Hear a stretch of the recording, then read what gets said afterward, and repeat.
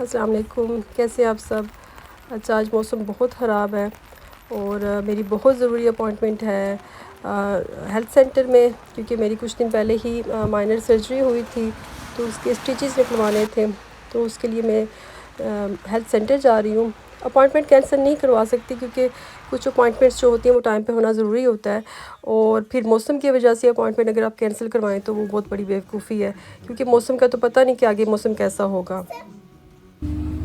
अच्छा, एक अपॉइंटमेंट मेरी होगी, मैं घर गई, मैं इनको खाना खिलाया और फिर दूसरी अपॉइंटमेंट की तरफ जा रही हूँ, जो कि ग्रीन स्ट्रीट में है। अच्छा, हम लोग घर चेंज करना चाह रहे हैं, तो ये जो अपॉइंटमेंट है वो घर देखने की है। मैंने घर जाके देखना है कि वो कैसा है। तो हस्बैंड जो है वो जॉब पे हैं, तो मुझे अकेले ही जाना पड़ा। ये मैं ग्रीन स्ट्रीट में आ गई, घर देखा, मुझे घर इतना खास पसंद नहीं आया। मैंने वीडियो नहीं बनाई, क्योंकि ऑलरेडी एक फैमिली रह रही थी, तो फिर मुझे मुनासिब नहीं लगा किसी की वीडियो बना के तो ऐसे यूट्यूब पे डाल देना।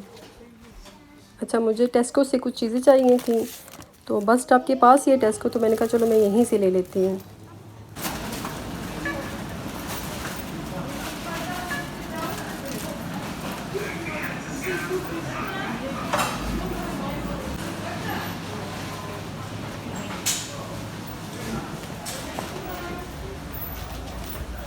हल्की हल्की सी बारिश मुसलसल हो रही थी, जो बीच बीच में तेज़ हो जाती थी, फिर हल्की हो जाती थी, और बसें काफ़ी बिज़ी चल रही थी, क्योंकि जब बारिशें होती हैं, मौसम ख़राब होता है, तो जो लोग पैदल चलते हैं वो भी बसों में सफ़र करते हैं, तो इस वजह से फिर बसें काफ़ी बिज़ी हो जाती हैं। तो मुझे था कि बादल जो हैं इतने ज़्यादा आ रहे हैं, तो मौसम क्या पता कितना ख़राब होगा, तो मैं जो है ना जल्दी से घर पहुंच जाऊँ, क्योंकि बहुत मुश्किल होता है एक हाथ में अम्ब्रेला लेना और एक हाथ में पुश चेयर लेके तो बारिश में चलना। फिर भी अल्हम्दुलिल्लाह मैंने मैनेज किया, और मेरी दोनों अपॉइंटमेंट्स जो थी वो टाइम पे होगी, और मैं घर आ गई और मैंने कुकिंग भी शुरू कर दी।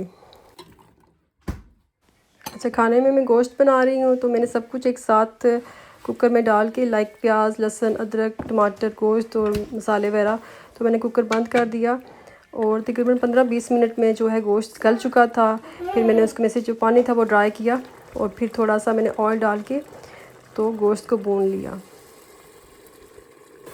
कुकर ने ज़रा ज़िंदगी आसान कर दी है, थोड़ा टाइम बच जाता है, और हंडिया जो है निस्बतन जल्दी बन जाती है।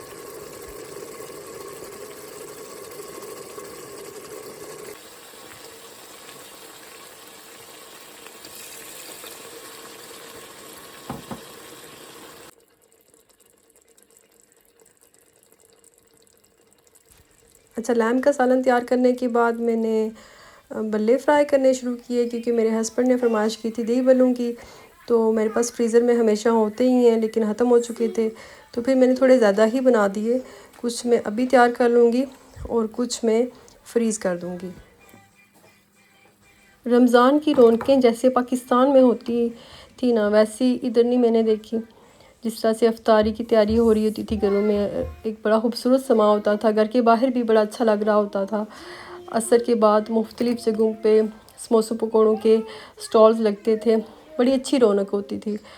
तो मेरी कोशिश ये है कि मैं अपनी बच्ची को वैसा रमज़ान दिखाऊं जैसा मैंने देखा। जिस तरह से हम लोग रमज़ान की खुशी करते थे, जिस तरह से हम लोग रमज़ान की तैयारी करते थे, फिर ईद की तैयारी और ईद की खुशी, और फिर ईद मनाना, जिस तरह से हम लोगों ने ईद मनाई वैसी मेरी बच्ची भी मनाए।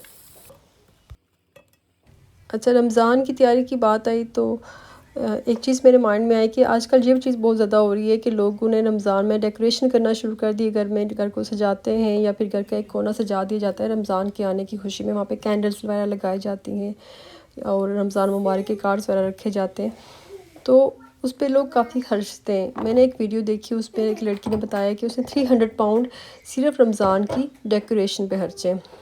तो मैंने सोचा कि अगर वो 300 पाउंड किसी ऐसे मुल्क में बेच देती जहाँ पे लोगों को खाना नहीं मिल रहा, जहाँ पे लोगों को साफ़ पानी नहीं मिल रहा, लोगों के पास शेल्टर्स नहीं है। हमारे अपने ही मुल्क की बात की जाए तो कितने लोग ऐसे हैं जो 2 वक्त का खाना मुश्किल से खाते हैं, तो किसी को दे देती तो अल्लाह ताला उसको कितना अजर देता। इसको इसराफ़ कहते हैं, जो चीज़ अल्लाह ताला को नापसंद है, ये चीज़ नहीं होनी चाहिए।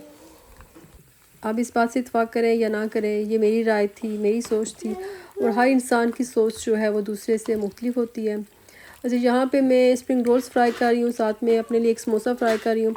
तो हस्बैंड के लिए समोसे मैंने अवन में रखे क्योंकि वो फ्राई चीज़ें नहीं खाते, तो इस वजह से मैंने उनके लिए अवन में समोसे बनाए। और साथ मैंने पुदीने की चटनी तैयार की, जो कि बहुत अहम हिस्सा होती है पकौड़ों समोसों के साथ।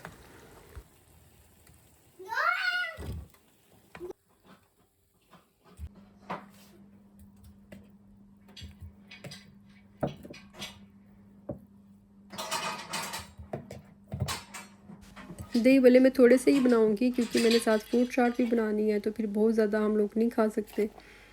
तो हम तीनों जो हैं खाने के मामले में एक जैसे हैं, खाना हम लोग ज़्यादा नहीं खाते। तो मेरी कोशिश होती है कि मैं इतना बनाऊं जो हम लोग खा लें और ज़ाया ना करना पड़े। तो मैं थोड़ा भी बनाती हूँ तो वो भी बच जाता है।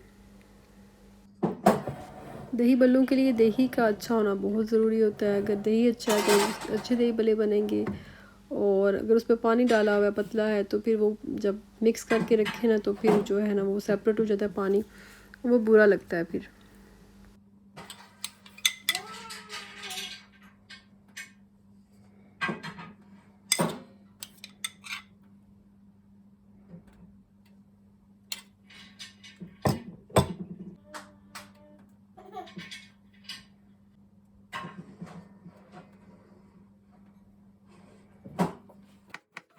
फ्रूट चाट बनाने के लिए मेरे पास जितना भी फ्रूट था मैंने उसको वन बाय वन काट के तो डाला, और जिसमें अमरूद था, नाशपाती, एप्पल, बनाना और अंगूर वगैरह। तो इससे ये होता है कि फ्रूट खाने होता है, वरना फ्रूट काट के तो रखते हो तो समटाइम्स फ्रूट खाने नहीं होता, आप दूसरी चीज़ें खा के फुल हो जाते हो। तो इससे ये होता है कि आप कुछ हेल्दी चीज़ भी साथ खा रहे हैं। तो इस तरह मैं कभी कभार फ्रूट काट लेती हूँ, कभी कभार जो है चाट बना लेती हूँ, कभी मिल्क शेक बना लेती हूँ।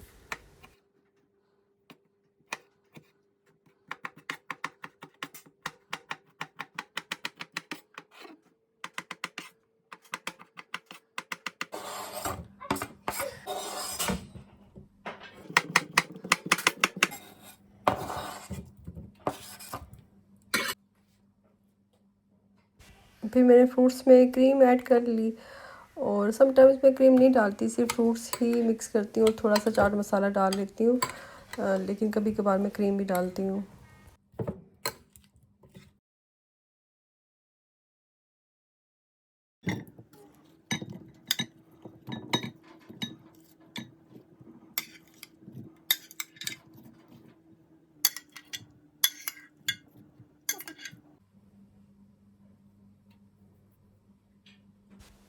अच्छा, अफ्तारी मेरी तैयार होगी, और मेरी बेटी को मिंट सॉस इतनी पसंद है ना, वो स्पून के साथ ही खाना शुरू हो जाती है। अच्छा जी, अल्लाह हाफिज़, मिलते हैं अगले ब्लॉग में।